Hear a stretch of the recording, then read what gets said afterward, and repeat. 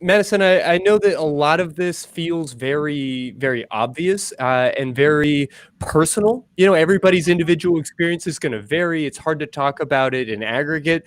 But I think there's a lot of value in sort of being able to identify some of the challenges that come with Right. this type of alienation and disconnection. So, how does this kind of thing affect people emotionally?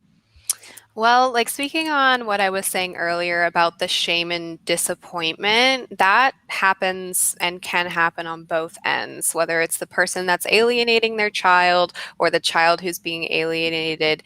There's shame, there's disappointment from the other person of not finding that understanding, not finding that acceptance.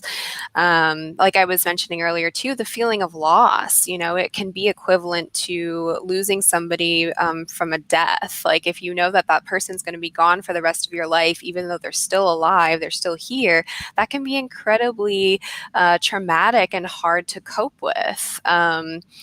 Ambivalence comes up for a lot of people because, on one end, you love your family member, but on the other end, they're rejecting you and they're rejecting your core sense of self. So there's ambivalence towards how to feel about them, how to feel about the family unit if nobody's coming to help you, coming forward and saying like, "Hey, mom, hey, dad, you're wrong. It's not okay for you to say this," which is another common thing that happens is you have maybe siblings or other family members who are too afraid to step up and defend you. Confusion obviously comes up. Confusion and just why? Why is this happening? Why can't I be accepted? Why can't they hear me out?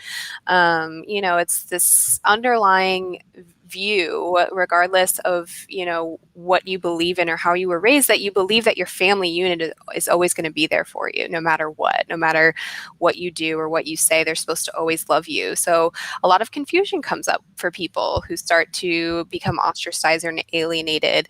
And then I really want to highlight this because it's so important. It's totally normal and okay to feel angry, to feel frustrated, to feel, like just completely overwhelmed with the fact that you are being rejected by your own family member. And a lot of feelings of anger and frustration can come along with that. Of course, underlying anger and frustration will be that hurt and that sense of feeling hurt, but that is a completely normal thing to experience. Yeah, the more we as therapists begin to study and understand trauma, the more we recognize that it impacts us in all of these different kind of ways, and the tendrils of it can seep into just every aspect of life. Right.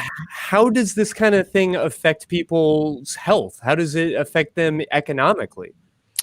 Well, when we think about, stress or anxiety and what we know about how that affects the body, that can result in things where, we don't necessarily correlate it all the time. You might develop headaches, you might develop muscle tension, you might develop insomnia just because there's so much heaviness going on in your mind-body connection.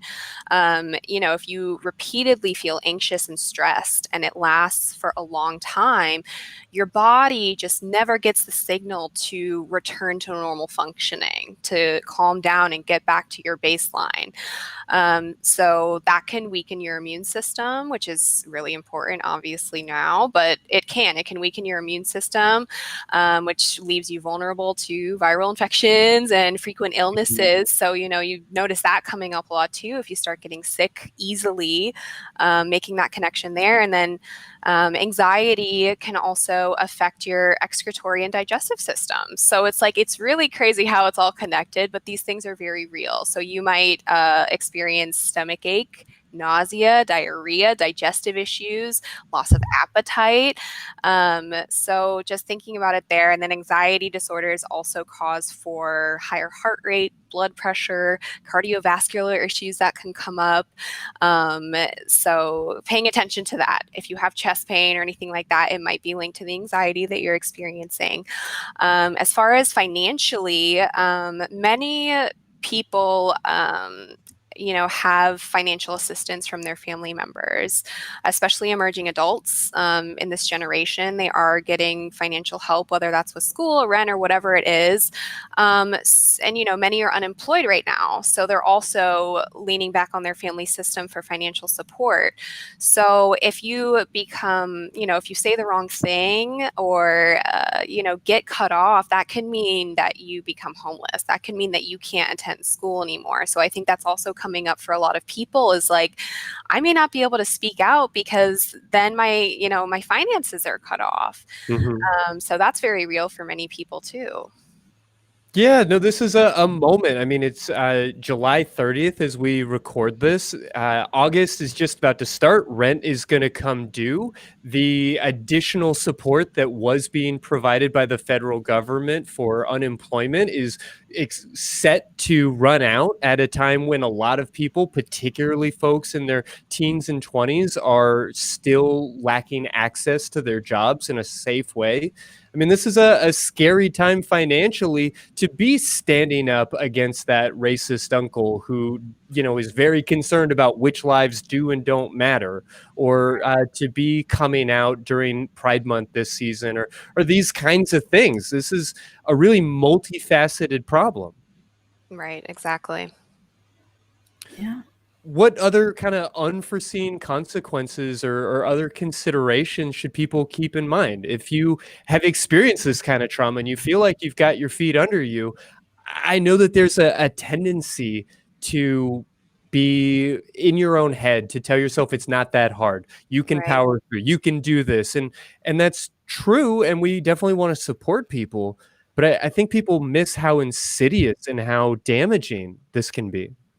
Exactly. And I think something, to recognize or just maybe pay attention to notice that if you're experiencing this right now, is that you may also notice that you're acting out in your close relationships or Mm. you're having behavioral issues arise from the loss or the trauma of your family. And it's kind of coming out in different facets. And I emphasize the close relationships because, our partners or best friends or whoever it may be, it's like we feel comfortable kind of acting out towards them. So they may be at greater risk of that. But I think that's just something, unforeseen consequences that may come up for people is, it's a lot, it's heavy. And that can sometimes come out in different ways with our own close relationships, unfortunately. Yeah, I think that that's very true. Unsurprisingly, we've got a number of folks who are calling in, who I think are experiencing a lot of these same kind of issues. So, before we turn back towards the phones, anything else that you think people should just keep on their radar as all of this trauma gets sort of stirred up this summer? Yes. So I did just mention acting out, but the complete opposite may happen where you experience total withdrawal and social isolation from your close Mm. relationships. It just becomes difficult to deal with and difficult to handle.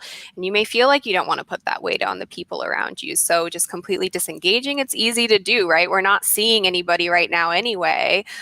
So just not picking up the phone, not answering your text messages. If you start really noticing that loneliness sinking in, when you start feeling maybe a little self-critical or you experience low self-esteem, that's another, I feel like, thing to look out for. What is very common in these situations is that perfectionist type thinking, Mm. where it can almost become like obsessive if I have to fix things or I have to make things perfect or I have to keep my family together or whatever that may be. So it can come out in a lot of different ways. Feeling of powerlessness or worthlessness. Like I said, with the outbursts in relationships, also clinginess in relationships because you are detaching maybe from your family and trying to seek that out in other relationships. So just being aware just being aware of how you are and how you are interacting in your relationships, I think, is just something to look out for, and not being afraid to ask for help. Like I was talking about with your family of choice, if you feel comfortable enough to share with them what you're experiencing, but more importantly, you don't have to share with them everything going on with you, but just reach out, and having that connection can really, really help and alleviate some of that pain you're experiencing. The feeling of being wanted, the feeling of being heard and loved by others can be really helpful in situations like this. Yeah. Well, I appreciate all of that.